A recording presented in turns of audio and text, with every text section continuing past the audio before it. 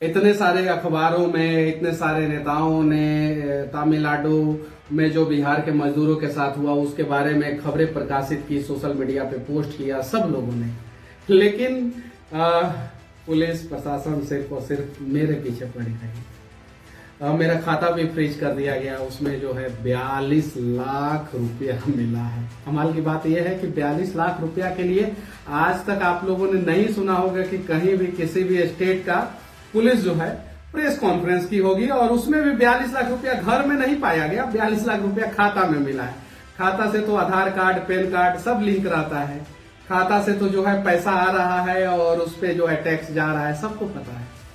चलिए ठीक है, लेकिन मुझे भारत के न्यायाधीशों पे भरोसा है, इंसाफ वो करेंगे, मेरा भी दुख दर्द देखेंगे, मैं सही साबित होके निकलूंगा।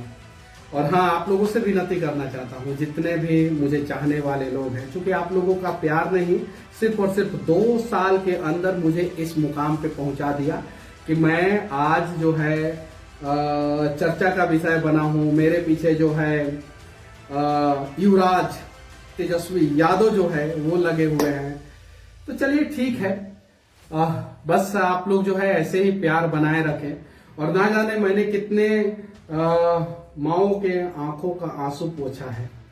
उम्मीद है कि उनके बेटे जो है मेरे माँ का भी आंखों का आंसू पोंछेंगे और उनके आंखों में आंसू आने नहीं देंगे, उम्मीद है।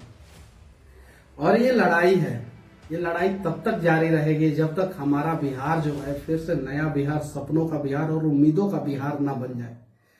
पहला राष्ट्रपति जो है वो बिहार से बनते हैं, सबसे ज्यादा आईएएस आईपीएस हमारे बिहार से। और आज मजदूरों का राज बन गया हमारा बिहार। हमारे मजदूर भाइयों को कैसे समस्या होता है वो सबको पता है। दूसरे राज्यों में जाते हैं, 6 महीना काम करते हैं, 4 महीना का सैलरी दिया जाता है, 2 महीना का सैलरी नहीं दिया जाता है, भगा दिया जाता है। 2 महीना का सैलरी इसलिए होल्ड कर दिया जाता है कि ताकि जो है वो जिल्लत भरी जिंदगी फिर से जीने के लिए घर से वापस 2 महीना का सैलरी लेने के लिए आएंगे तो फिर 6 महीना काम करेंगे। और यही उनकी नियति बन जाती है, यही उनका भाग्य बन जाता है। यही तो बदलना है हम लोगों को। लेकिन ये सारी चीजें जो है हम लोग संवैधानिक पूर्वक लड़ाई लड़ेंगे और अच्छे ढंग से लड़ेंगे। और बाकी न्यायालय तो है ही, इंसाफ तो होगा ही, आज नहीं तो कल, लेट होगा। हाँ, ये बात सही है कि कानून के आंखों पे पट्टी है, लेकिन जब सत्ता के शीर्ष सिंहासन पे बैठे हुए लोगों के भी आंखों पे पट्टी बंध जाए, जब उस राज्य के लोगों के आंखों पे पट्टी बंध जाए, जब वहां के प्रशासन के आंखों पे पट्टी बन जाए, जब वहां के सिस्टम के आंखों पे पट्टी बन जाए, तब जो है वो राज बर्बाद हो जाता है। बाकी हर राज्य के कानून के आंख पे पट्टी है, वो तो कुछ देखता नहीं है। जो हम सबूत पेश करते हैं उस हिसाब से न्याय होता है। तो सबूत पेश करने वाले कौन होते हैं? हम और आप। अपने राज्य के लिए लड़ने वाले, अपने देश के लिए लड़ने वाले कौन होते हैं? हम और आप। जब तमिलनाडु अपने राज्य के लिए लड़के अपने राज्य को जो है इस देश में सबसे ज्यादा इंडस्ट्री फैक्ट्री जो है तमिलनाडु में बनवा सकता है, तो हम बिहार के लोग भी लड़के जो है इस देश में जो है टॉप 5 राज्यों में से तो एक हो ही सकते हैं 5 साल में। तो लड़ेंगे हम लोग। और हाँ, मैंने कुछ गलत नहीं किया है मेरे भाई, कुछ गलत नहीं किया है। मुझे गलत करना होता तो शायद मेरे पास करोड़ों रुपया होता। 42 लाख रुपया का कीमत कितना होता है भाई? आप ही लोग बताइए ना।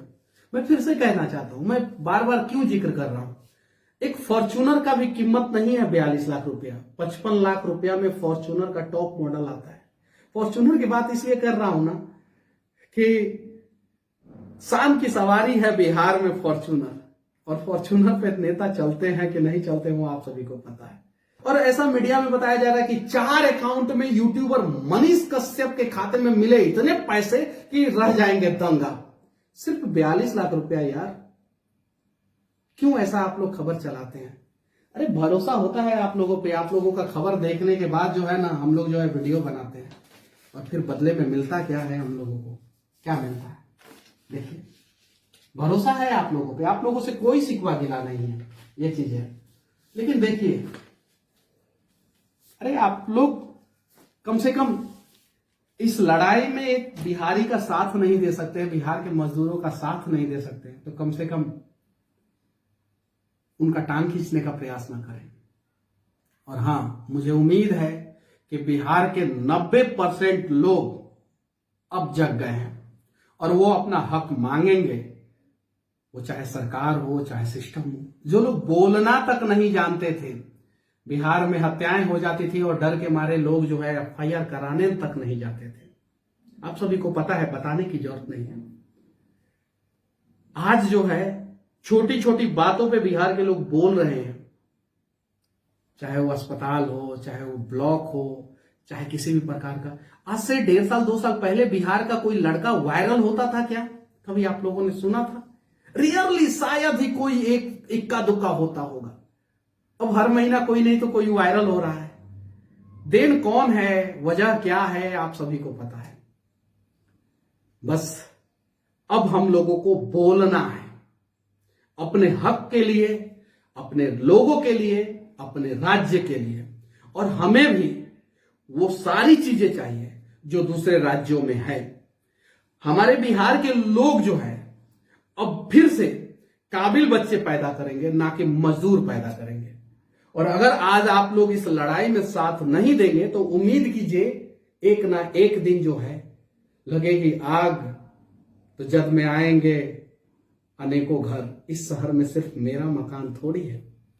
तो ये चीजें और मुझे अपने लिए खुद करना होता तो एयर कंडीशन स्टूडियो में बैठ के, आप सभी को पता ही है कि मुझे थोड़ा बहुत नॉलेज है और मैं बातों को अच्छे ढंग से रख लेता हूं। एयर कंडीशन स्टूडियो में बैठ के दिल्ली में अपना रिपोर्टिंग कर रहा होता। 42 लाख के जगह पे मेरे खाते में 42 करोड़ से ज्यादा रुपया होता और कोई किसी का हिम्मत नहीं होता कि उस खाते को फ्रीज कर ले।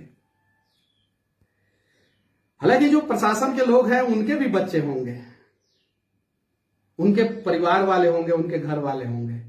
मैं भगवान से सच्चे मन से मैं कह रहा हूं कि मैं भगवान से प्रार्थना करूंगा कि आपके परिवार वाले, आपके घर वाले खूब तरक्की करें, आपके बच्चे खूब तरक्की करें, खूब, और इतनी तरक्की करें कि उस तरक्की में जो है बिहार का भी तरक्की हो।